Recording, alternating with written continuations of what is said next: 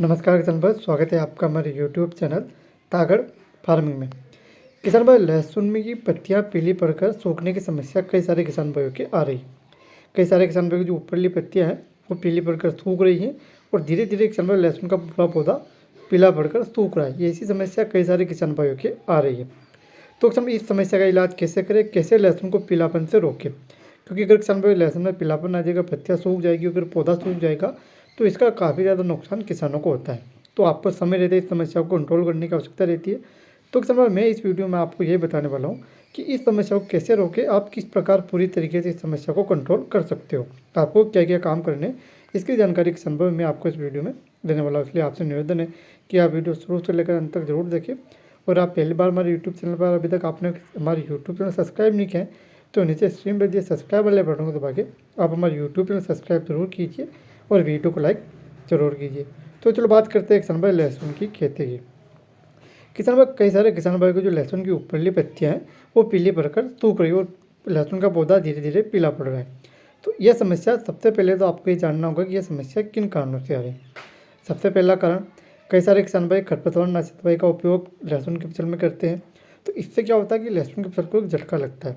तो खरपतवार नाशी दवाई का उपयोग करने के कारण भी कई सारे किसान भाई की समस्या आ रही है, क्योंकि लहसुन की फसल को झटका लगने से कुछ समय के लिए लहसुन की ग्रोथ रुक जाती है।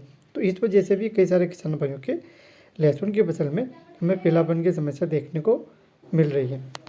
और दूसरी किसान भाई लहसुन में पीलापन की समस्या आती है लहसुन में थ्रिप्स और फंगस के कारण। कई बार फंगस किसान भाई लहसुन की फसल में लग जाती है। तो फंगस की वजह से भी किसान भाइयों और थ्रिप्स की वजह से भी किसान भाइयों लहसुन की फसल में पीलापन की समस्या हमें देखने को मिलती है।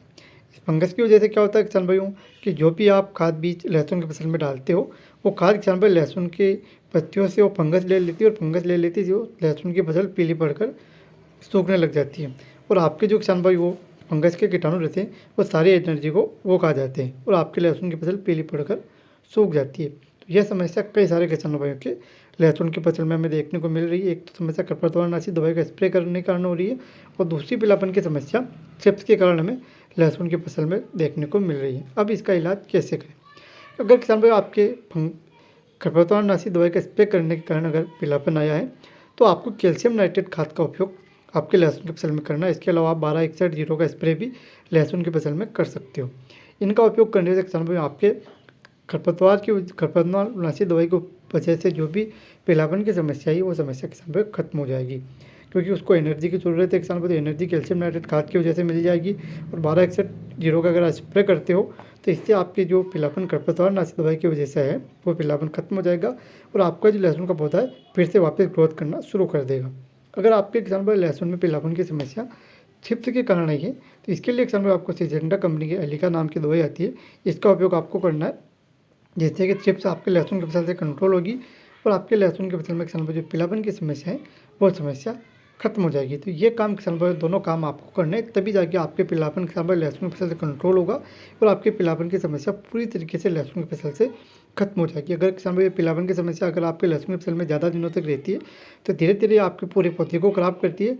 तो जल्दी से जल्दी किसान भाई अगर आपके पीलापन की समस्या है तो आप उस समस्या को जल्दी जल्दी कंट्रोल करें, जिससे कि आपके किसी भी प्रकार का रोग लहसुन की फसल में ना रहे।